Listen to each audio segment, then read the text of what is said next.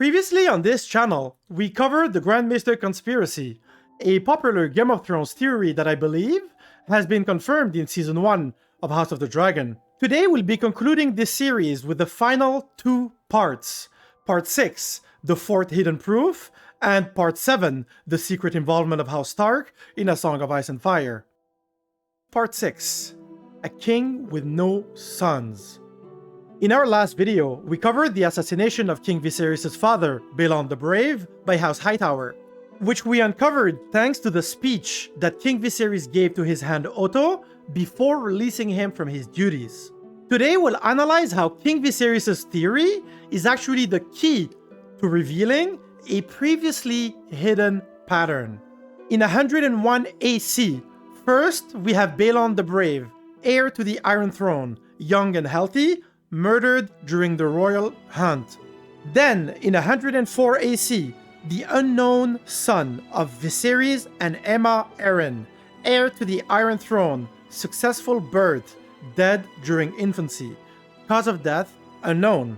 Then, in 105 AC, we have Baelon the heir for a day, heir to the Iron Throne, successful birth and dead during infancy, cause of death unknown. Then, in 129 AC, we have Viserys, the young king. He was healthy and he was murdered by Grand Maester Mellos.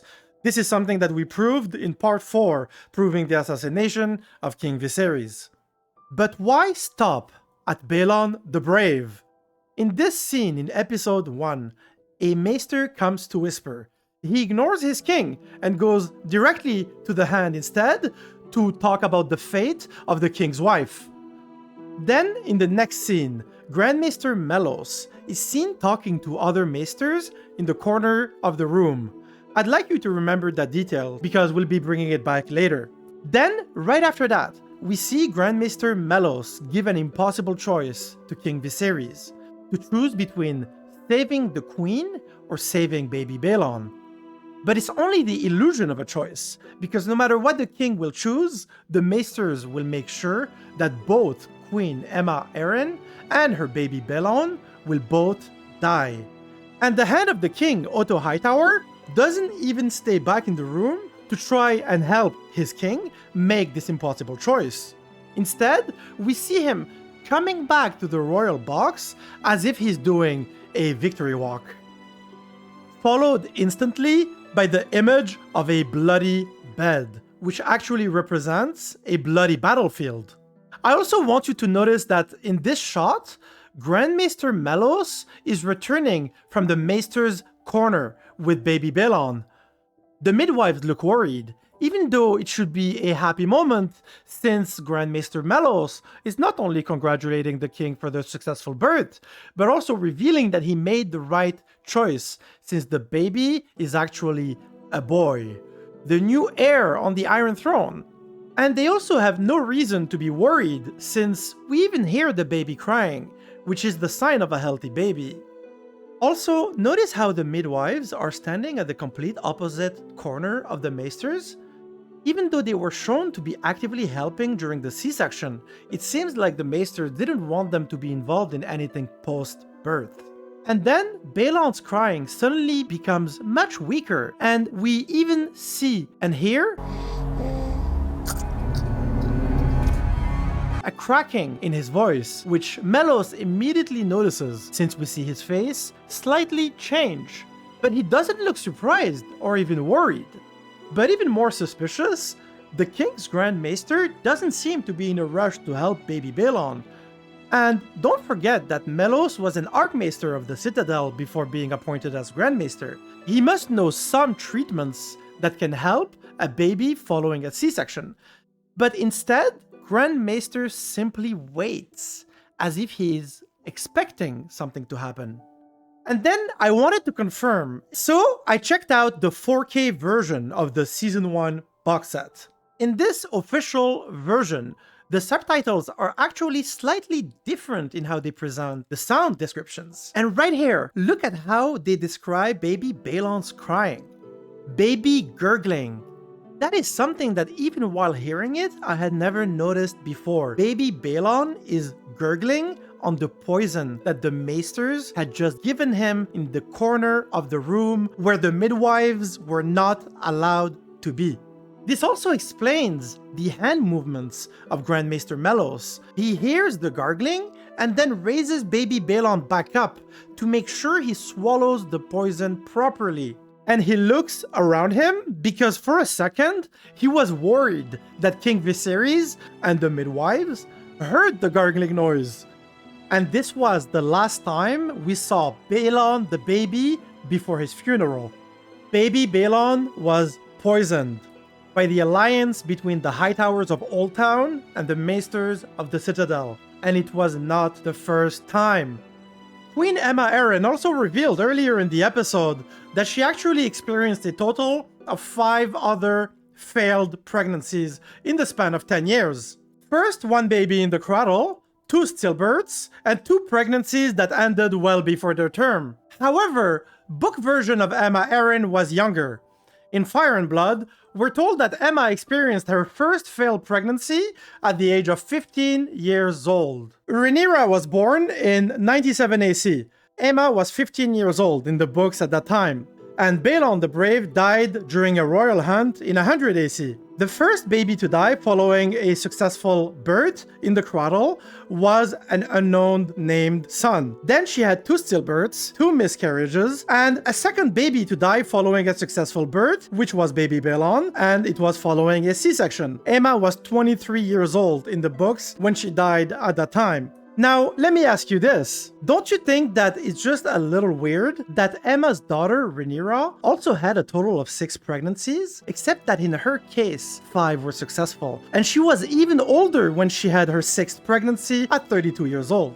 But remember what Queen Aemma told Rhaenyra at the very beginning of episode 1. The childbed is a woman's battlefield. Which is also the very same battlefield where the Maesters hold the most power, which would give the Grand Maesters in particular the opportunity to kill the dragons right there on that very same battlefield.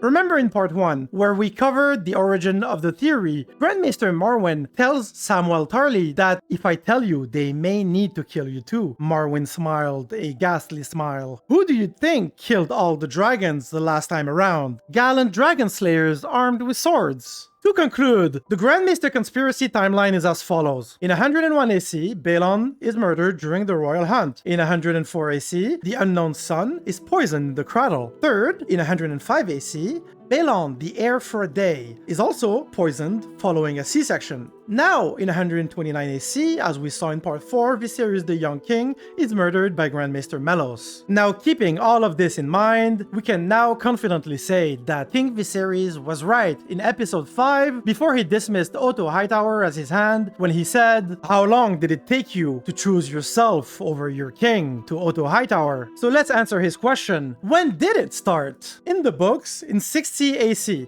Grand Maester Elessar is appointed, and for 37 years, there is peace under King Jaehaerys. Then in 97 AC, Grand Maester Alar replaces Elessar and dies of a heart attack after 4 years of serving him. Then in 101 AC, Grand Maester Runeseater replaces Alar, and in the same year, Prince Baelon the Brave dies. In the same year, Otto Hightower is also appointed. Then in 105 AC, Queen Aemma Arryn and Baelon both die during childbirth, and in 112 AC, Grand Maester Melos replaces Runeseater following his death, which is unknown. Then in 112 AC, Melos recommends Rhaenyra marries Laenor, and in 120 AC, Melos advances the possibility that Viserys had ordered the death of Harwin Strong because he had come to accept the rumors about the parentage of Rhaenyra's children. And so we can now confidently say that in the books, Grand Maester Runeseater is the one who killed Baelon the Brave. But in the TV show, Runeseater is actually replaced by Grand Maester Melos. So, in conclusion, Grand Maester Melos killed Baelon the Brave in the TV show.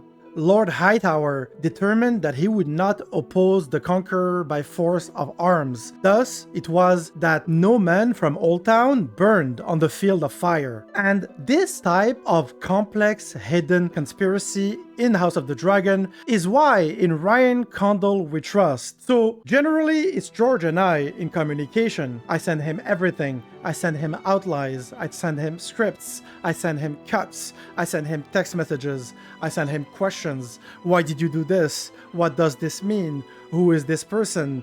We stayed in constant communication. He's very active and reads a lot and gives a lot of feedback. Part 7. The secret involvement of House Stark. That was how it was with Lord Rickard Stark. Maester Wallace was his Grey Rat's name. And isn't it clever how the Maesters go by only one name? Even those who had two when they first arrived at the Citadel. That way, we cannot know who they truly are or where they come from. But if you are dog enough, you can still find out. A Dance with Dragons. Before he forged his chain, Maester Wallace had been known as Wallace Flowers. Flowers, hill, rivers, snow. We give such names to baseborn children to mark them for what they are, but they are always quick to shed them. Wallace Flowers had a Hightower girl for a mother and an Archmaester of the Citadel for a father.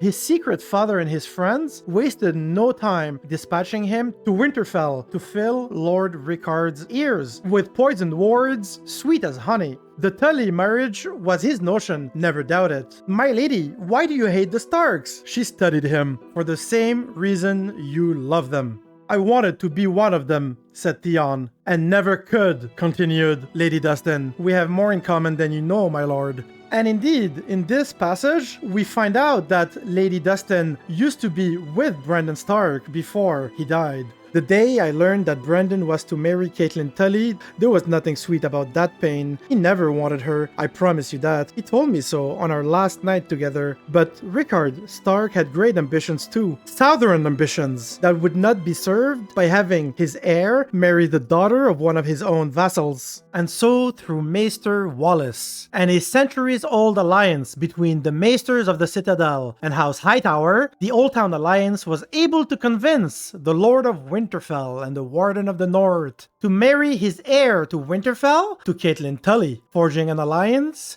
between a southern Westerosi house and Winterfell. And now add to this Westerosi alliance House Baratheon, which uses the excuse of the disappearance of Lyanna Stark by the handsome Targaryen prince to trigger Robert's rebellion. It was the perfect excuse because at the famous tournament of Harrenhal, before the disappearance took place, all the great houses of Westeros witnessed the victory of Prince Rhaegar at that tournament, and how he gave the title of the greatest beauty of the tournament to Lyanna Stark, skipping his own wife, Elia Martell. And we all know how the story ended, with the death of the heir to the Iron Throne, Rhaegar Targaryen, and the death of King Aerys, second of his name, which ends up with the end of the Targaryen dynasty, and the end of our 7-part long series on the Grand Maester conspiracy. Please don't forget to subscribe to this channel, especially if you're looking forward to Season 2 of House of the Dragon. I already have a couple of videos that are underway, and you're not gonna want to miss them. I am Aegon the Informer, and you have been informed.